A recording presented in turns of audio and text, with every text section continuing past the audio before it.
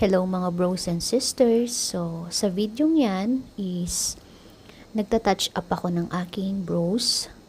Yan ay comb bros, bali pang 4th session na yan.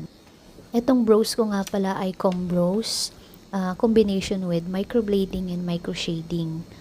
So, pinagawa ko nga pala yan sa aking master na si Master Ani Simundak.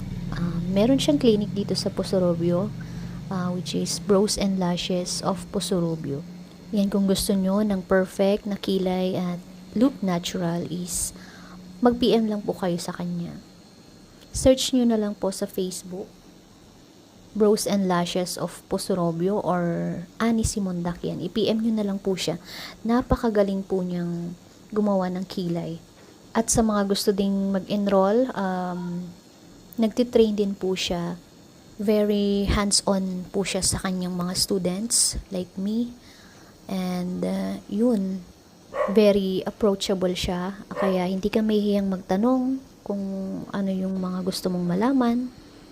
And lifetime pala yung support niya sa'yo. Kaya sa mga gustong maging PMU artist dyan or facialist, nail tech, yan, PM nyo si Ma'am Ani.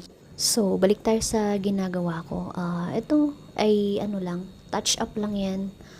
So, yun, sinishade ko lang yung tail, tapos yung hanggang sa malapit sa head niya. Masakit bang magpagawa ng kilay? Yes, sobra. Hindi, joke lang. Meron ka namang mararamdaman na half day ng very very light.